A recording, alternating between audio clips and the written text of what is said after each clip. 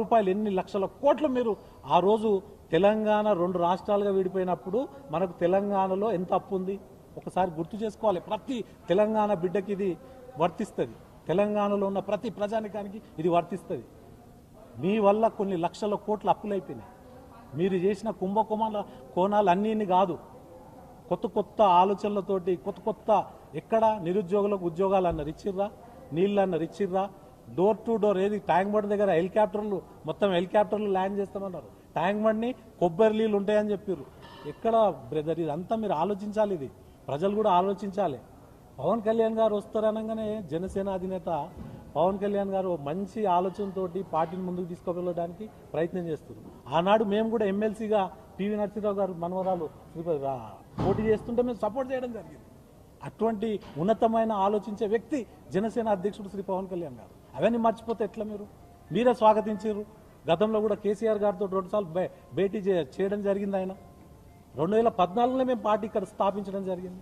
ఈరోజు ప్రతి ఒక్కళ్ళు వచ్చేసి మా పార్టీ గురించి మాట్లాడితే చాలా బాధ అనిపిస్తుంది. తెలంగాణ యావత్తు యువత ఈరోజు ఖండిస్తుంది. మీరే ఉండాలా రాజకీయాలలో? కొత్త తరం అవసరం లేదా? నవ యువకులు రాజ్యాధికారంలో ఎమ్మెల్యేలు ఎంపీలుగా ఉండొద్దా? మేము ప్రశ్నిస్తుంది కాలం రాబోయే రోజుల్లో. మీరు పాత పురాణం రాజకీయాలు వదిలేయండి. కొత్త తరం ఈరోజు ఆలోచిస్తుంది రాష్ట్రాన్ని దేశాన్ని ఎటు తీసుకెళ్లాలని. అవన్నీ మర్చిపోయి ప్రతి ఒక్కరు పొన్నం ప్రభాకర్ గారు కూడా మాట్లాడుతుంటారు. మీరు మాట్లాడేటప్పుడు ఆలోచించి మాట్లాడండి. గతంలో 2 రాష్ట్రాలుగా విడిపోయినప్పుడు ఎటువంటి పరిణామాలు మీరే చెప్పారు. 2 రాష్ట్రాలుగా విడిపోయి అన్నదమ్ములుగా ఉందామని.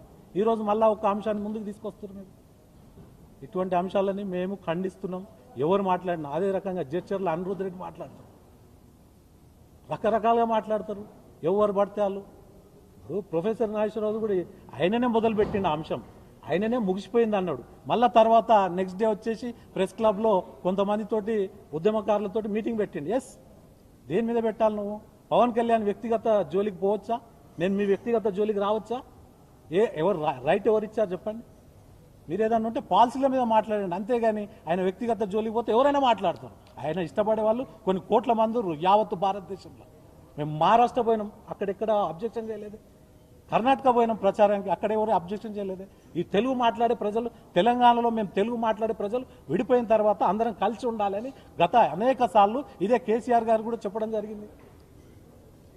ఆంధ్ర ప్రజలకు ఏమన్నా అయితే నేను కాలుకి ముళ్ళు గుచ్చుకున్నా నా నోటితోటి నోట్ల పన్నుతోటి నేను లాగేస్తా అని చెప్పిండు. మర్చిపోయారు అవన్నీ. అంటే ఒక మంచి వ్యక్తి, నిజాయితీ పరుడు రాజకీయాలలో ఇక్కడ వస్తుంటే భయం అవుతుంది. ఎందుకు భయం అవుతుంది అది కూడా చెప్తా. మేము అక్కడ పోటీ చేసింది 21 స్థానాలు, వన్ సైడ్ అయిపోయింది. ఒక్కొక్క చోట 80,000 70,000 మెజార్టీతో గెలిచినాం. 2 ఎంపీలు పోటీ చేసినాం, 2 ఎంపీలు కూడా భారీ మెజార్టీతో గెలిచినాం. ఇక్కడ కూడా రేపు రాబోయే రోజుల్లో పోటీ చేస్తారు, వీళ్ళు గెలుస్తారు. రాబోయే రోజుల్లో మాకు రాజకీయ నిరుద్యోగులు వాళ్ళు అవుతారని భయపడుతున్నారు. మీరు నిజంగా ఎదుర్కోవాలంటే మేము రేపు ఎలక్షన్లలో ఎదుర్కోండి మమ్మల్ని. మేము ప్రజా సమస్యల మీద ప్రభుత్వం దృష్టికి తీసుకెళ్లడమే ఎవరిదైనా పాత్ర ఉంటుంది. ఆ పాత్ర పోషించడానికి ఈరోజు యువత అంతా కలిసికట్టుగా మాతో పాటు రావడానికి రెడీగా ఉన్నారు. అటువంటిది పక్కకు పెట్టేసి ప్రయత్నం చేస్తాం. మేము జెడ్పీటీసీ ఎంపీటీసీ ప్రయత్నం చేసినాం. ఆ తర్వాత 2019లో పోటీ చేసినాం ఎంపీలుగా కొన్ని చోట్ల. అదేవిధంగా 2023లో కొన్ని చోట్ల పోటీ చేయడం జరిగింది. అదేవిధంగా మొన్న కార్పొరేటర్లు కౌన్సిలర్లు పోటీ చేస్తే 2 చోట్ల గెలవడం జరిగింది, కొన్ని చోట్ల సెకండ్ ప్లేస్ రావడం జరిగింది. ఇవన్నీ గుర్తుపెట్టుకోవాలి. అదేవిధంగా సర్పంచ్గా పోటీ చేస్తే ఒక సర్పంచ్ గెలిచిన కొన్ని చోట్లనే పోటీ చేసినాం. వార్డు మెంబర్లు 100 మంది గెలవడం జరిగింది. ఇవన్నీ మర్చిపోతే ఎట్లా? ప్రయత్నం చేయొద్దా? ఏ ఒక్క పార్టీ రావద్దా? ఓన్లీ 2-3 పార్టీలే ఉండాలా?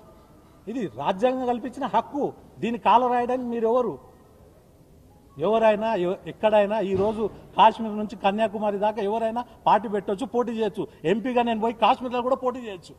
లేదా రాజ్యాంగంలో? లేదా యూపీ నుంచి? అదే గతంలో బంగారు లక్ష్మణ్ గారి భార్య రాజస్థాన్ నుంచి గెలవలేదా సుశీలాదేవి గారు? ఇవన్నీ మీకు గుర్తుపెట్టుకోవాలి, తెలుసుకోవాలి, చరిత్ర తెలుసుకోండి. అంతేగాని మీకు ఇష్టం వచ్చినట్టు మాట్లాడితే ఎట్లా? ఈ ప్రాంతవాసి అక్కడ పోయి గెలవలేదా ఎంపీగా?